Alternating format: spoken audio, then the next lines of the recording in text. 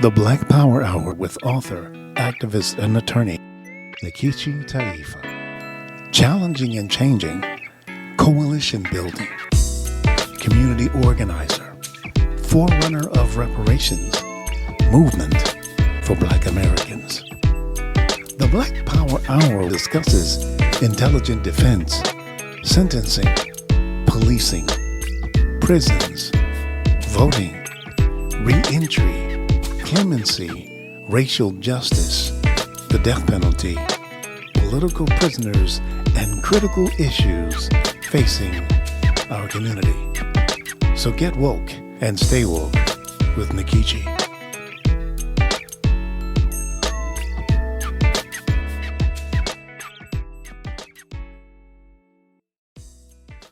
Karibu and welcome to the Black Power Hour, where we bring to you news and views from across the Black nation. I am your host, Sister Attorney Nkechi Taifa, author of the memoir, Black Power, Black Lawyer, My Audacious Quest for Justice. Thank you for joining the inaugural launch of the Black Power Hour, featuring the very timely yet long overdue issue of reparations, an issue that I've worked on for the past 5 decades. Now, don't be trying to add up the years to find out how old I am. Instead, add up the harms, add up the injuries, add up the trauma, add it up. I'm thrilled to have as guests on today's show colleagues from the National African American Reparations Commission, who will discuss the issue of reparations from their respective vantage points. So let's get started. The subject is hot, it's scalding, and at one time unthinkable by mainstream America as viable public policy. Yet it is only a question: should the United States government pay reparations to the descendants of Africans held as slaves? Just a question, Congressman John Conyers would muse. He said, we ask questions all of the time. You know, what's in the space, what's underneath the water? Interesting questions, he would say to me. But this one has been studiously avoided. But one of the most recent manifestations to opening up that casket was Ta-Nehisi Coates' article in the Atlantic magazine, The Case for Reparations, which basically thrust the issue on living room coffee tables. That magazine sitting there. When you go to the doctor and to the dentist's office, it's sitting right in there. To the mainstream media, and when I have people in my own office, young white millennials, coming up with a copy of the article. Yeah, you know, we know that there's been a sea change. The issue of reparations for African Americans was once in the not too distant past unthinkable, unthinkable by mainstream America as viable public policy. You know, much of what has been talked about today has really been buried for a very, very long time. Our history must not be buried. It must be brought out into the open. And it really reminds me of the words of Mamie Till Mobley, the mother of 14-year-old Emmett Till, who in 1954 was battered and dismembered, and disheveled body was found at the bottom of Mississippi's Tallahatchie River. His mother said, I don't want to bury his memory under the rug. She said that I want to open up the casket. She said, I want the world to see what they did to my boy. And just as that casket was opened up during that time with Mamie Till Mobley, today John Conyers is opening up that casket of the legacy of enslavement, never failing year after year after year to introduce H.R. 40, the commission to study reparations proposals for African Americans. In COBA, the National Coalition of Blacks for Reparations in America, if you're an COBA member, stand up, or you have been involved in the reparations struggle in this country. Just stand up. I saw a lot of you in, you know, I mean, I'm just saying. In COBA has been opening up that casket, being the coalition which spearheaded the modern day reparations movement, sparking legislatures across the country to introduce resolutions in support of HR 40. Reparations, particularly for me, has been long-standing. Those were just a couple of my video clips from the past. The last one mentioning the role of Congressman John Conyers in introducing HR 40, the Commission to Study and Develop Reparation Proposals for African Americans Act. And now, before we bring up our panel during this Black Power Hour, I would like to introduce the Honorable Sheila Jackson Lee, Congresswoman from Texas, who picked up the reins from Congressman John Conyers and has carried HR 40 into the unprecedented present. Congresswoman Jackson Lee, would you please share just some special remarks with us on this critical subject of reparations during our Black Power Hour? There ever is a time in America for the HR 40 Commission to study reparations and develop reparation proposals, it is now. To study slavery, it is now. I am so grateful to work with so many who understand, who come from different backgrounds, that the disparities in the communities of the descendants of enslaved Africans will never be healed, will never be corrected, will never be righted if we do not understand it and if we do not develop those right proposals. The wealth gap is extensive and continuously growing. Some numbers it at $17,000 for a family of four that happen to be African American to $174,000 for a white family. We know that there are disparities in over-incarceration. We understand that children in these inner city schools that are African American majority schools have less access to math and science. We understand through a Harvard peer-reviewed medical school study that said that if there were reparations before COVID-19, we would not have been the sickest, the most infected, and we would not have died the most. COVID-19 is still here. Many are still dying. Reparations is not a punishment. It is not in any way an indictment of anyone. It is saying that the government sanctioned slavery with the Black Code, sanctioned it with the lynching by turning their head, where 84% of those lynched were the descendants of enslaved Africans and 16% were those who were sympathizers. They would understand Tulsa and the burning of the Black Wall Street and that nothing ever happened. And the descendants that are still alive today, 106-year-old Mother Fletcher said, "I'd never gotten justice." Join with us to understand that reparations is, again, one way of healing this nation, of bringing us together, of understanding how important it is that sin, America's sin, be finally reckoned with and reconciled. And in the passing of HR 40 will come the opportunity for restoration and repair. The data is there, the documentation is there. It is not in any way something that is presented and represented. It is truth. I've been fighting for a long time. The late John Conyers introduced the bill in 1989. And so some 30 some years later, it is now time. It passed the Judiciary Committee on April 14th, 2021. Never in the history of this legislation has it done so. We ask that it is on the floor of the House this June, before June 19, for the nation to heal. Pass HR 40. The Commission to Study Slavery and Develop Reparation Proposals. Heal the nation, restore the nation, repair the nation. Join us. Join us. We know that there will be a better future for this nation. Congresswoman Sheila Jackson Lee, thank you so very much for joining us on Black on Purpose TV, the launch of the Black Power Hour. You have been stalwart on this issue of reparations for African Americans and descendants of Africans enslaved in the United States. And I look forward, we all look forward to working with you as we see this issue that has been longstanding for so very long till we see it into reality. Again, thank you so very much for your leadership. Thank you. And yours as well. Thank you so very much, dear.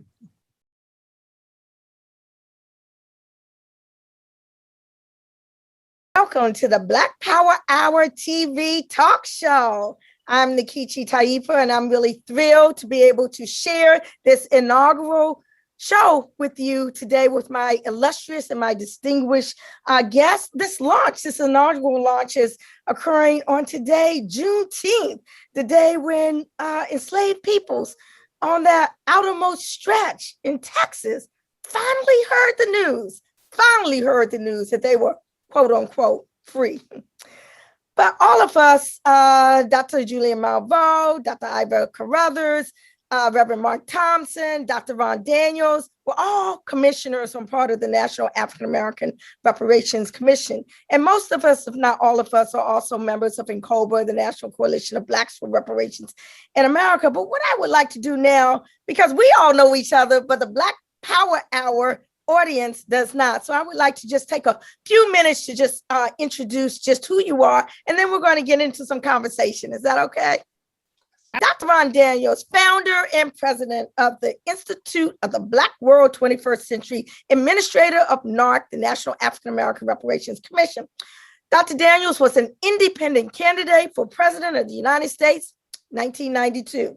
Served as deputy campaign manager for the Jesse Jackson campaign for president, 1988. The first African American executive director of the Center for Constitutional Rights in New York, distinguished lecturer emeritus at York College, author of, still on this journey, the vision and mission of Dr. Ron Daniels. Welcome, Dr. Daniels. Great to be with you. I'm honored.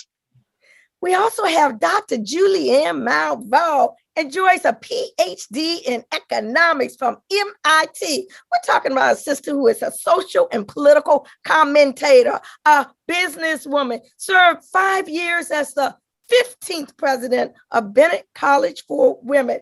Recently appointed, and congratulations, Doc, recently appointed as Dean of the College of Ethnic Studies at Cal State University at Los Angeles. She is the author of, bam, Are We Better Off? Race, Obama, and Public Policy. Both of them probably have other books as well, but those are the ones that I just pulled off of the Black Power Hour bookcase there. Dr. Iva Carruthers, oh my goodness, General Secretary of the influential, illustrious Samuel DeWitt Proctor Conference, an interdenominational organization within the African American faith tradition, focusing on justice and equity issues. Dr. Carruthers has steered the organization as an influential network of faith-based advocates and activists, clergy, and lay. She is professor emeritus, former chair of the sociology department at Northeastern Illinois University, founding president of Nexus Unlimited, an information and technology, IT, y'all, firm. And last but definitely and totally and completely not least, we have the Reverend Mark Thompson, also known as Maximella Mafumo, an ordained minister, a lifelong political, civil, and human rights activist and organizer. Mark has been part of every major social justice movement and event over the past 35 years, MC of the Million Man March, founder of the Umoja Party. You know, I remember that from back in the day. He has been a radio broadcaster for 3 decades and served for over 10 years as a commentator on MSNBC. He hosts Make It Plain, a thrilling daily podcast covering news, issues, and politics from a Black progressive point of view. Welcome, my brothers and sisters. Good to be with you. Thank you. Over with energy. That's a great thing. I'm energized because of you all. And I'm energized because of our theme today. Our theme for this inaugural Black Power Hour is the National African American Reparations Commission looks at reparations. Reparations, the issue is hot, scalding, and at one time unthinkable by mainstream America as viable public policy. But it is here, right here now. And a lot of it has to do with you all who are part of this inaugural show. Dr. Daniels, I'd like to start with you, if I may. And if you could just tell us just what is the African American Reparations Commission, NARC, the National African American Reparations Commission, just what it is, Why was it formed? Well, the National African American Reparations Commission was formed. It is an assembly of distinguished Black professionals, faith leaders, civil rights, human rights leaders, and business folk who are dedicated to advancing the cause for reparations, but particularly in terms of the development of a 10-point reparations program, which we have designed to be sort of a framework for the conversation and the dialogue, the national discourse on reparations. In addition to that, we're dedicated to the passage of H.R. 40, and almost all of us in one way or another have been involved in the whole conceptualization and working with Congressman John Conyers and with NCOBRA around passage of H.R. 40. And then finally, our objective is to also look at municipal reparations to see that they're in line with the criteria and values of reparations. And we are delighted to say that Evanston, Illinois is the very first city to actually have awarded reparations. And that initiative with the brilliant Robin Rue Simmons was facilitated and certified by the National African American Reparations Commission. So we're really excited about the work, and we're playing an integral role working with, again, a number of very, very incredible commissioners to move the movement forward. Thanks so much, Dr. Daniels, for that background information on this organization. I want to turn now to Dr. Iva Carruthers. There's recently been a boatload of critical attention to Tulsa, Oklahoma, it being the 100th anniversary of the 1921 terroristic race massacre of nearly 40 square blocks of Black businesses and homes and et cetera. But Dr. Carruthers, a lot of people are just now hearing about Tulsa, and unfortunately, many think it was an isolated incident. I know it's not an isolated incident because I know that you have been a part of opening up the casket with respect to another key massacre that happened probably around that same time. But our audience may not know much about that incident. I'm talking about the one where your family is from, Elaine, Arkansas. Can you tell us just a little bit about what happened in Elaine and what you're doing with respect to it? Sure. Thank you for having me. The long and the short of Elaine, Arkansas is that it is just emblematic of the ongoing trauma, crimes against humanity, and experiences that people of African descent have had in this country. And during the period of what is termed by historians as the Red Summer and the wraparound period associated with that, there were a number of lynchings. There were a number of terrorist acts, including the Elaine massacre, in which people who had gathered in a church to talk about the fair and equitable pricing of their products that they had grown on the land that they owned, who talked about organizing their labor in the form of a union. Fast forward, were assaulted by whites, which ended up with one of the most horrific massacres of hundreds of people in this country. And it lasted well beyond an event of one day of October in 1919. I think the important thing that you've already done is to connect the dots between what we've learned about Tulsa and what happened in Elaine. The bottom line is that Black people were fighting and resisting the commodification and the destruction of their independence and their fruit of their labor. What we see, though, is the transgenerational consequences of that, which fast forwards takes us to why this reparations movement today has so much power and potential to begin to address the harm that was done. There are a couple of things I just want to leave us with as a part of our history that I think Elaine represents. And to your point, yes, my family lived in that area, and the result of that was part of my family now is 5 generations in Brazil, because one of my uncles said, can't take it anymore, out of this. So the first point I want to make is that it's a part of Pan-Africanist resistance to the kinds of ways that we have been first enslaved and then secondly, created struggles for liberation. Secondly, there's a myth that we were just land workers and agricultural workers. In fact, through 12 curriculum now is saying that we came here as agricultural workers. The people in Elaine, Arkansas want you to know that they were land owners and their land was stolen. The trauma of that is what we are dealing with, and the building a case for reparations is related to that. Secondly, I want to talk about, if you peel the layers back in all of these cities and areas, including Evanston, Illinois, where I'm from, you're going to find that the role of faith was very important. And so the work that I have done for the last 25 years since leaving the university has been a lot centered around the sacred memory. The call for us as a people to claim our history, to know our history, and to connect the dots in terms of where we are right now. And it's that sacred memory work that allowed me to present at the UN in Durban the work I did around reparations and the church. So now, whenever you peel the layers back, you're going to find the role of the church. If you looked at the Tulsa study, you will see that Black people sought sanctuary in a church, not knowing whether the church was going to be bombed. The same is true even today. And so now, for example, in Elaine, we know that one of the incidents that led up to the Elaine incident had to do with the lynching of Richard Wright's uncle, and he has never been appropriately buried.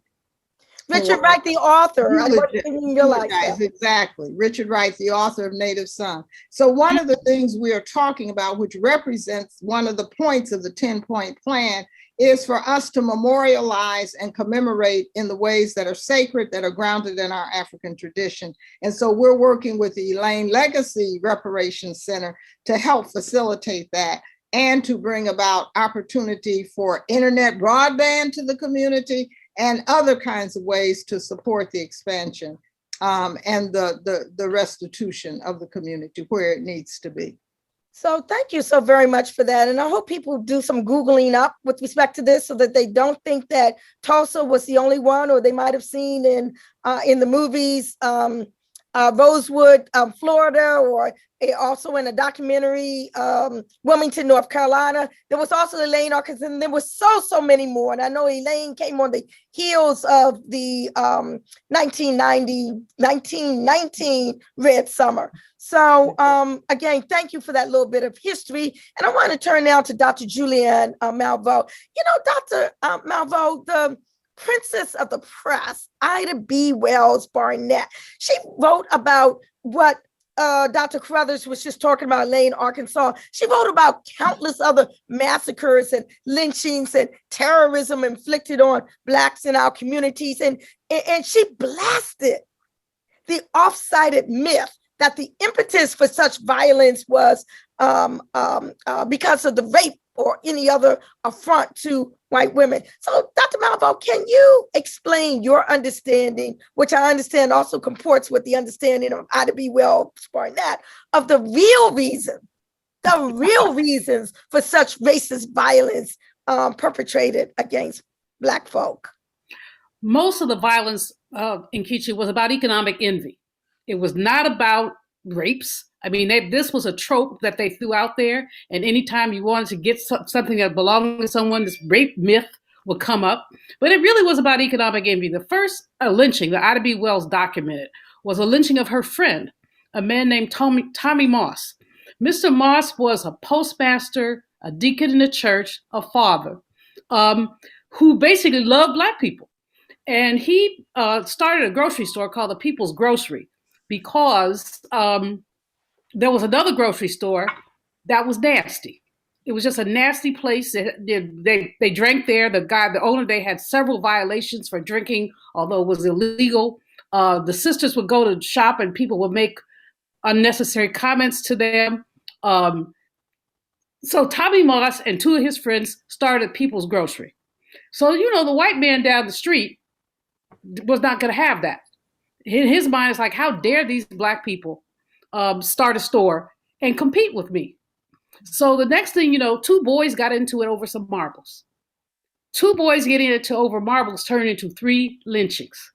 3 men, Tommy Moss and his 2 friends were lynched. So a little white boy ran and told his dad at the other store that the Black boy had tried to cheat him.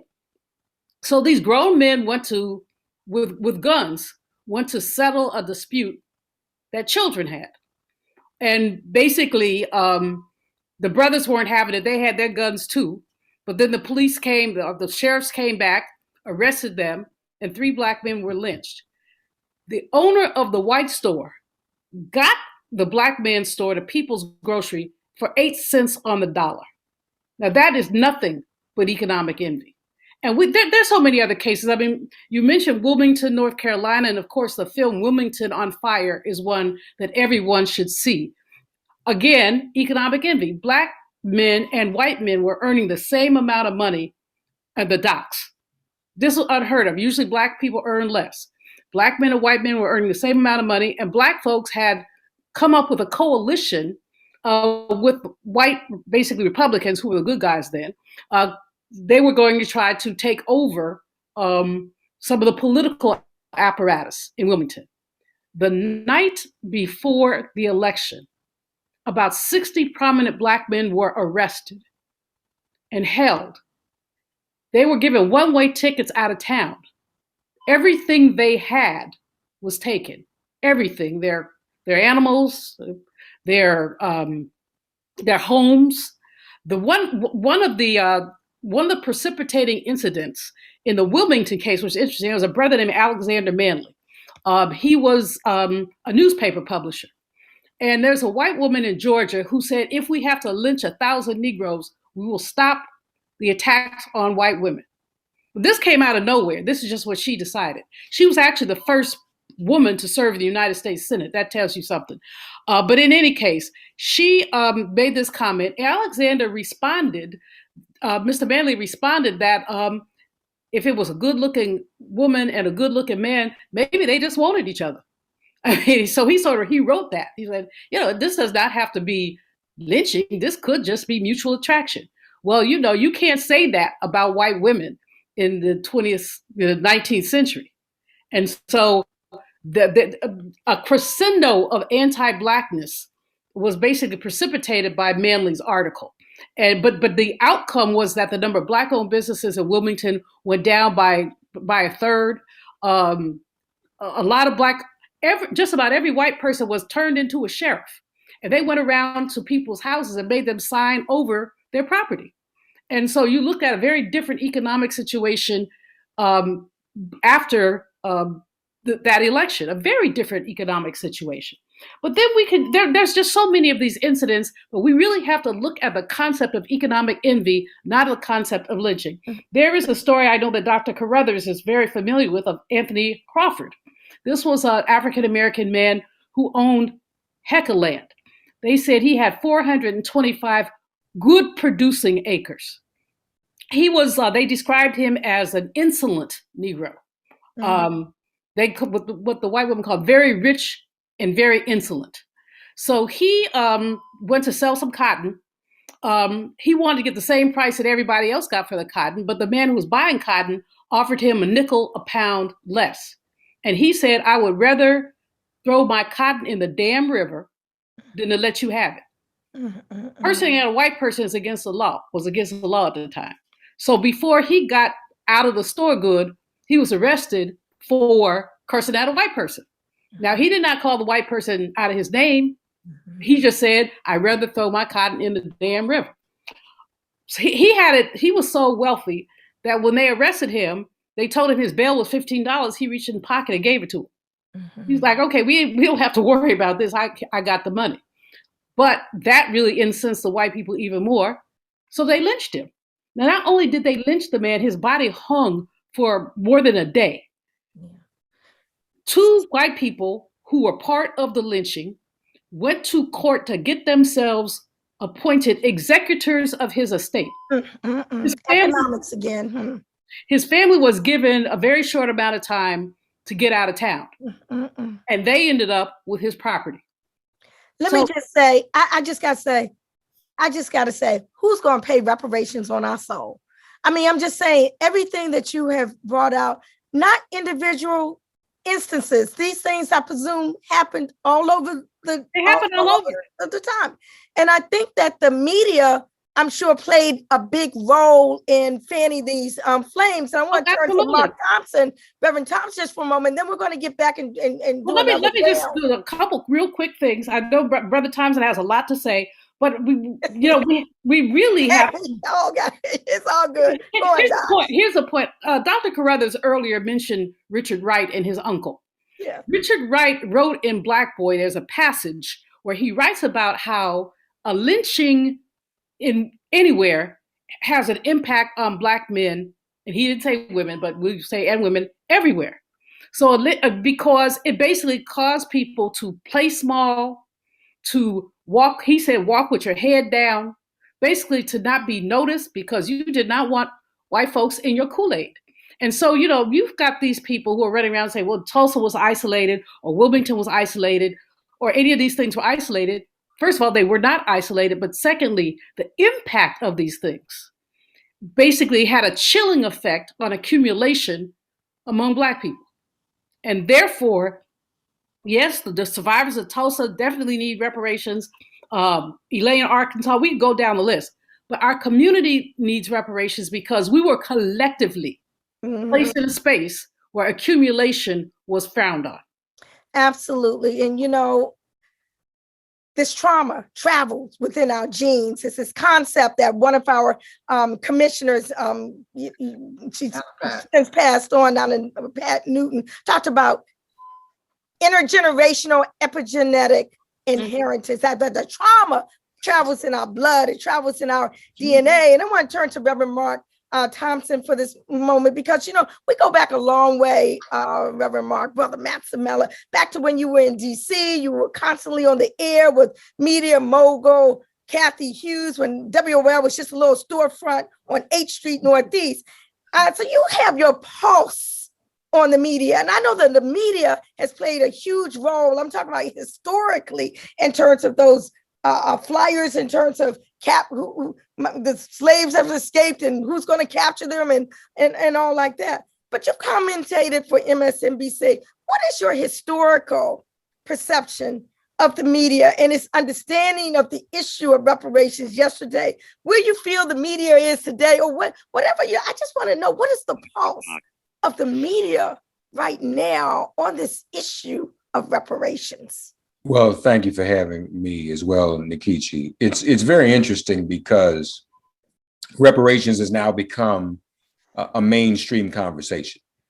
For so long it wasn't. And so the media has to cover it now. It has no choice. And it's interesting the ways that they have chosen to cover it.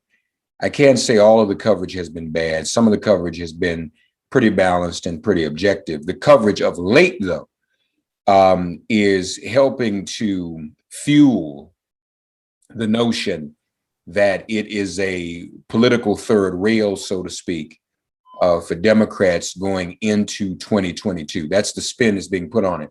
And what I mean by that is, just so everyone knows, we're at 188 co-sponsors for HR 40, the reparations legislation. So approximately 30 short of passage, although just because someone's not a co-sponsor doesn't mean they're not going to vote for it. There's a lot of confidence that if reparations were to go to the floor, if HR 40 was to go to the floor today, it would probably pass the House. Now, it would probably also have problems in the Senate because of Manchin, like every other bill, HR 1, the George Floyd Act. So reparations is in good company with every other bill, even the most practical ones. And so the media wants to, I think, promote this narrative that this is too much of a third rail for Democrats to win, to pass and win in 2022. I think that what we have to do is do all we can to dispute that, because the fact of the matter is, Joe Biden said this, we didn't script this. He said, African Americans have always had my back, now it's my time to get yours. We didn't tell him to say that. He said that. That's what he promised to us. And the fact of the matter is, he would not be president if it were not for the Black vote. So you got to turn that on its head. Will reparations hurt Democrats in the midterms, or will it actually help? Another third rail term was defund, and many in the Democratic Party establishment have said that hurt Democrats. But the studies actually show, the polls actually show, that more millennials, more Generation Zers came out to vote for Democrats because of that issue. In the middle of a pandemic, in the middle of a police-demic, in the middle of this reckoning. Historically, yes, media plays a role. And folks, understand, media is everything. Back in the day, we may not have had social media, but we had books. There were newspapers. And the portrayal and the demonization of African Americans. We can go back as to why Nate Parker named his movie Birth of a Nation. All of those things fueled the lynchings, the Jim Crow, the voter suppression. And what HR 40 would do, what this commission is talking about, what everyone is talking about in the reparations movement, is that not only are we talking about reparations for the period of enslavement, but also for the period after enslavement, all of the vestiges of slavery, all of those evil offspring, what Dr. Malveaux described with those lynchings, what Dr. Carruthers described in terms of Elaine.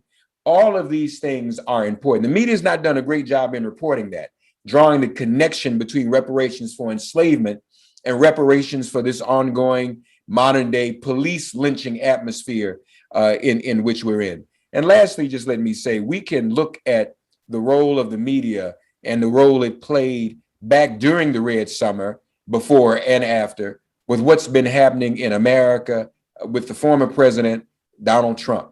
They use media to further divide Americans. What you saw on January 6th was almost, I think it may have started out as some type of Confederacy cosplay, but ended up turning into something else. And Dr. King, I remind everyone to go back and read or listen to. They only give us one Dr. King speech. We're only supposed to know one, but I'm gonna give you another one.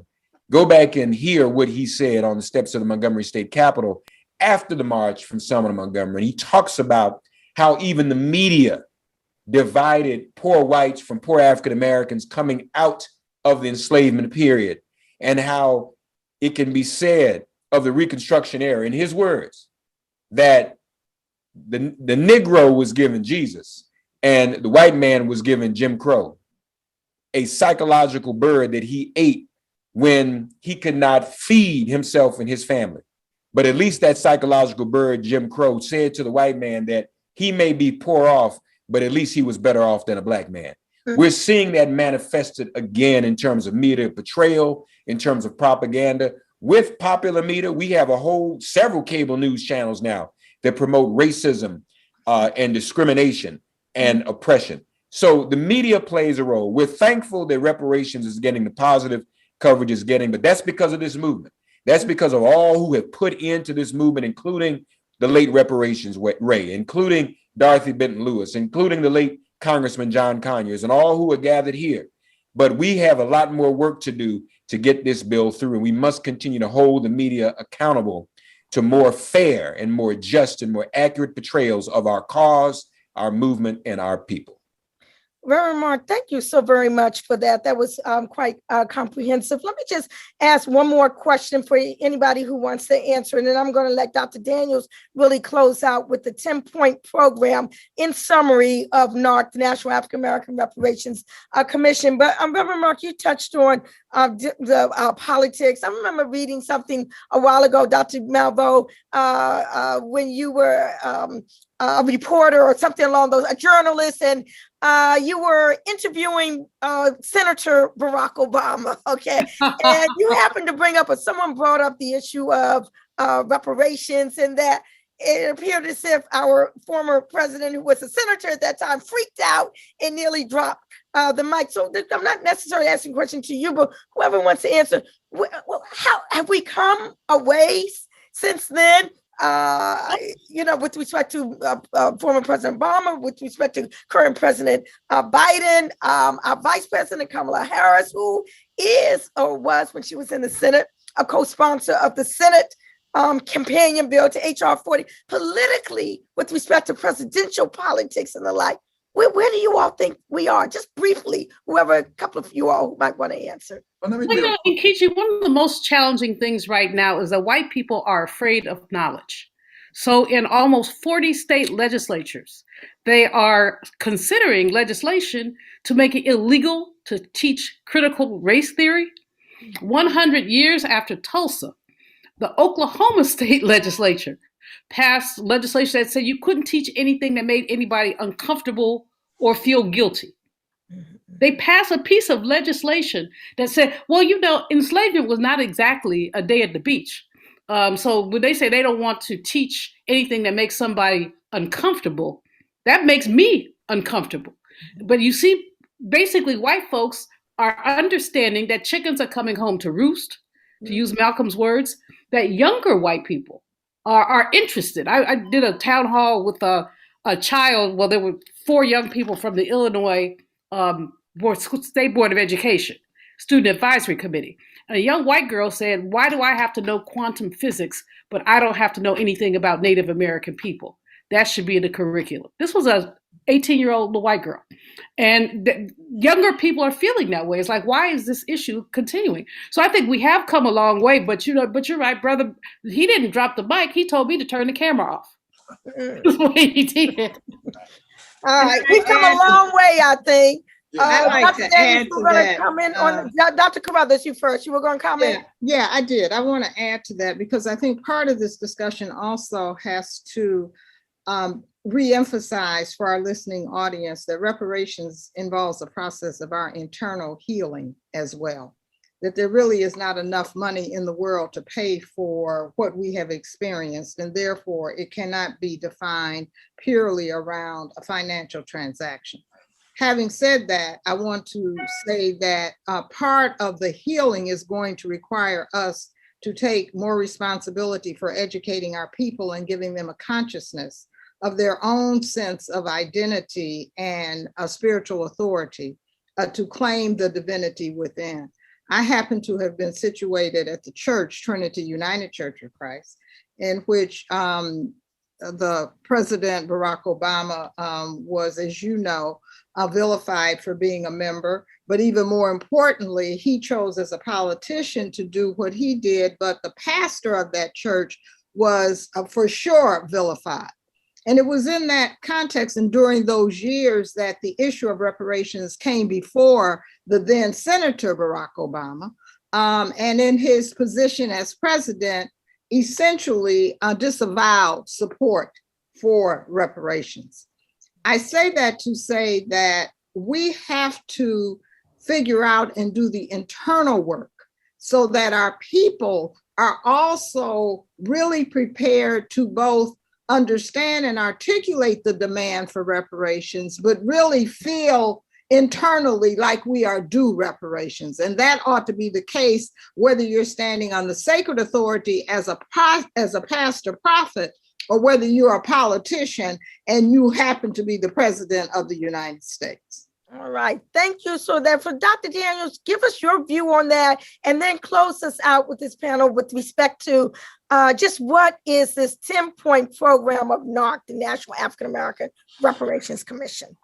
Well, I also want to give due to so many other sort of movements, movement for Black Lives Matter contributing to it, both in terms of the lynching or killing of Trayvon Martin, certainly the uprising in Ferguson, movement for Black Lives coming out of that.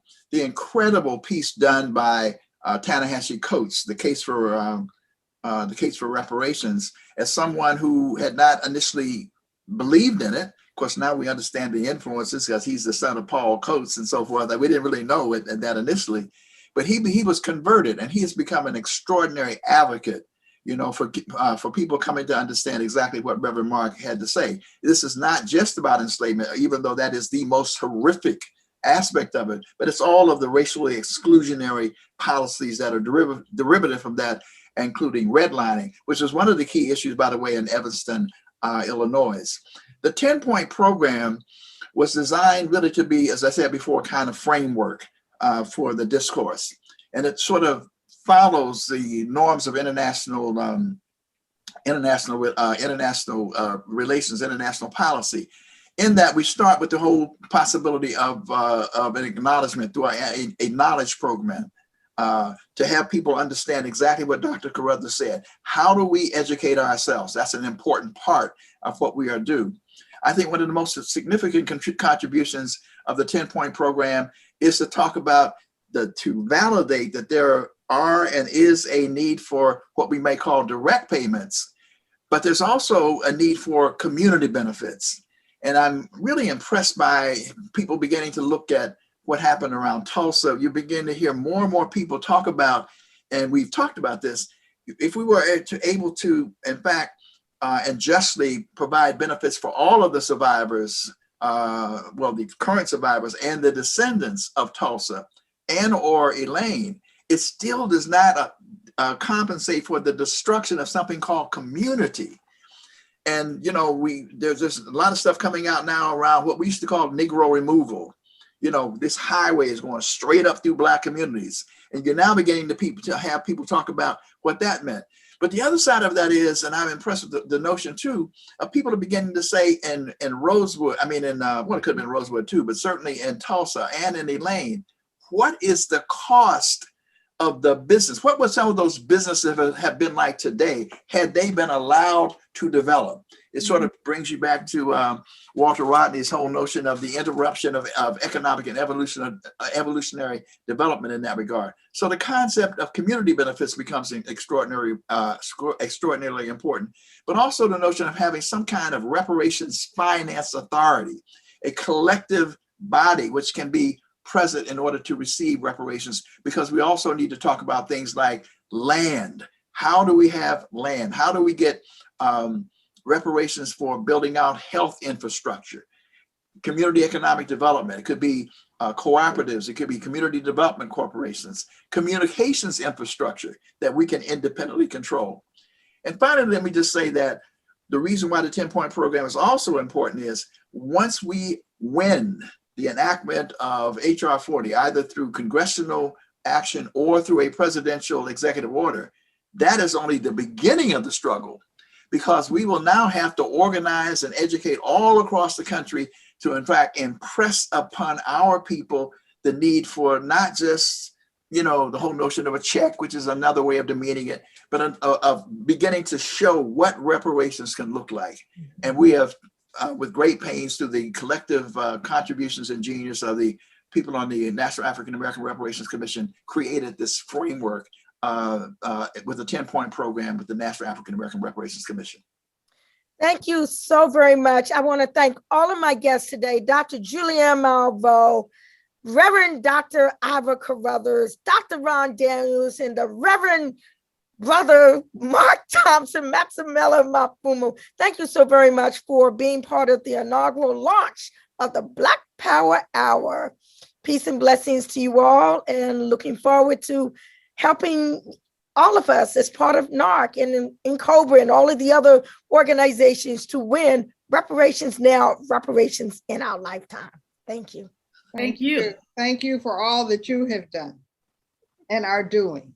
Who is this, who is that? Even terminology. I don't say descendants of slaves. I consider myself a descendant of Africans who were enslaved in America. But we have all these semantics and stuff.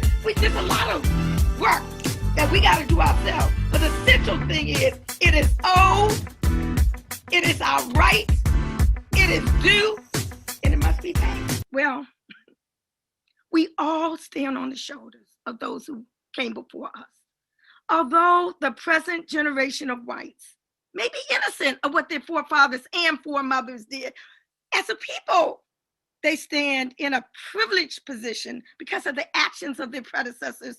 Each generation passes its debts as well as its assets on to the next generation. The heritage with whites enjoying this country is what has been called white skin privilege, benefiting from a society, a state, an economic structure which is governed by white supremacy. And although we might debate methods of operationalizing this data for measurement, there is no question that whites in this country enjoy the fruits of over 400 years of unjust enrichment as a result of the stolen labor of African people. It is the beginning of a process. This is the most intense conversation I believe that we're going to have in the 21st century right here, reparations. New at 10, actor and activist Danny Glover leading the charge for reparations tonight in Evanston. He spoke to crowds at all on the topic. Last month, City Council there approved a measure to direct the first $10 million in tax revenue from recreational marijuana sales to a reparations fund. Evanston is gathering input from the public at events like this. A city subcommittee will ultimately decide the best way to distribute the money.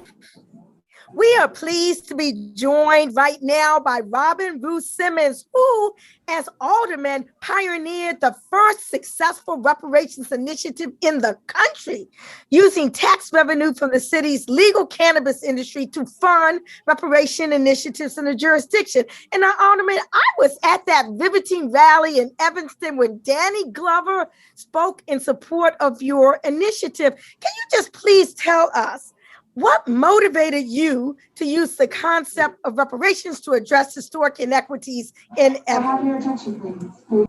Okay, thank you for your patience with me being in the airport right now. But the answer to that question on what inspired me to use reparations as a way to address our racial divide in our city is really the only appropriate action. It's the only appropriate legislative action. We have done every form of equity and inclusion and diversity work in our city, and we've done it well. We do pretty good at ordinary public policy, but reparations is necessary to have a targeted form of redress, repair specific to the injured community, in our case, the Black community of Evanston.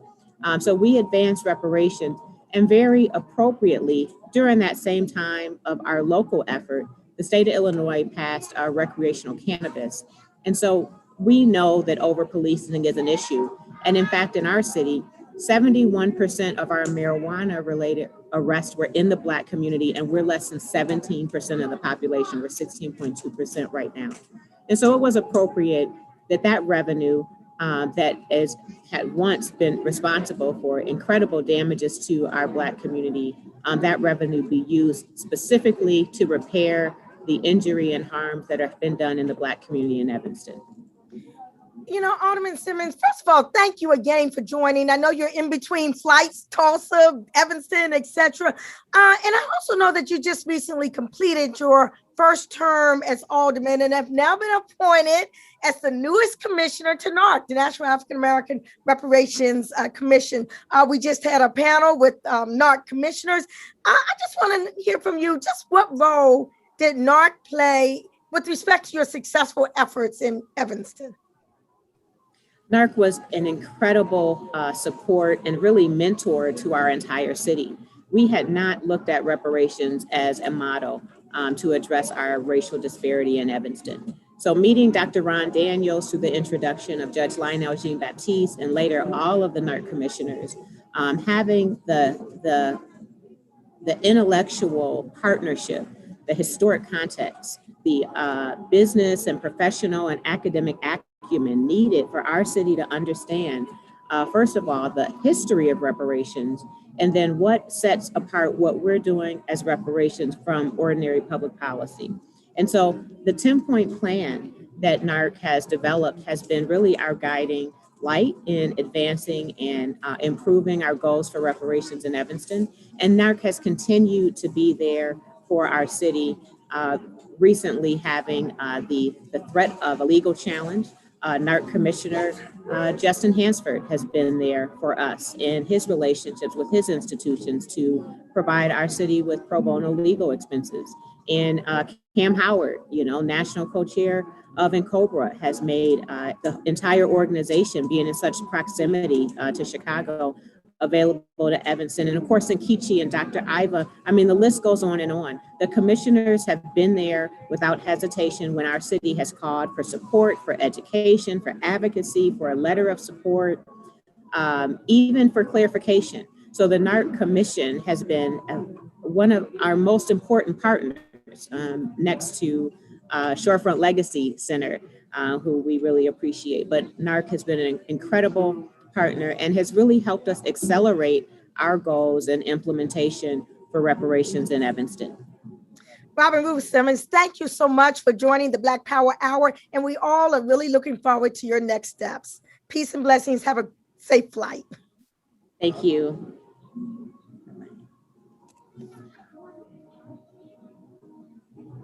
There is a critical urgency in the air. The quest for reparations for African descendant people is on fire, y'all. There is a critical urgency in the air. We cannot wait. There is an urgency because the U.S. government has yet to take responsibility for its blatant role in the enslavement era, the unfathomable horrors inflicted upon our beings, or for laws, for policies, for practices that evolved from the enslavement era into the Black codes, into the peonage system, and the chain gangs, and the sharecropping, and the redlining, and the gerrymandering, and the health, wealth, and educational apartheid inequities, incarceration, mass incarceration, and for the terrorism against African descendant people throughout the centuries. We cannot wait. There is an urgency because of the denial of the right to self-determination, the flagrant cultural degradation, the transgenerational trauma embedded within our genes. We cannot wait.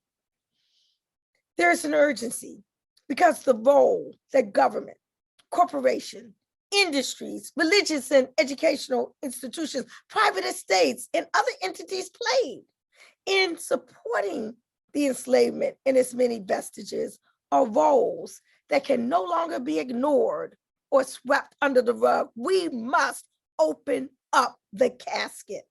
We must. We cannot wait. The time is past due that the injury be recognized, examined, discussed, and redressed. Thank you, HR 40, for being the vehicle by which to have a public policy discussion about this issue in the Congress of the United States. Thank you, Congresswoman Sheila Jackson Lee, for your steadfastness. Thank you, everyone who is part of the launch of this Black Power Hour, for being part of the process of bringing victory to fruition.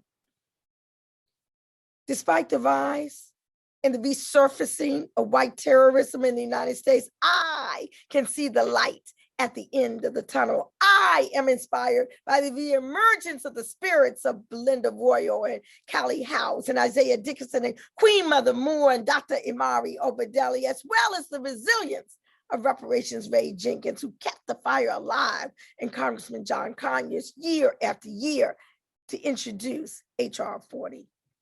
I am inspired that under the aegis of Congresswoman Sheila Jackson Lee, HR 40 has evolved from a study bill to include the long overdue consideration of remedy.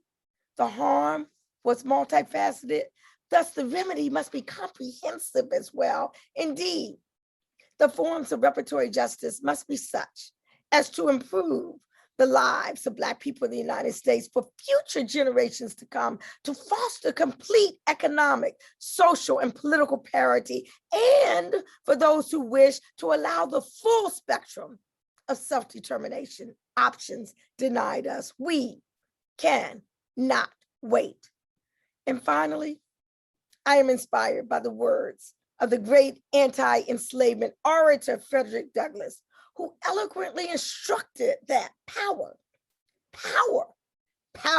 Black power concedes nothing without a demand. Well, the demand has been vociferously made, and the time to seriously consider reparations has finally come. HR 40, the Commission to Study and Develop Reparation Proposals for African Americans Act, is the demand to begin the urgent process of repair that is critical towards making amends for such the shameful and terroristic error in US history.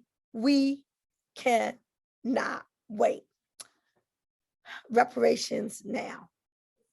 Thank you for this session of the Black Power Hour. Stay tuned for next time. Peace and blessings.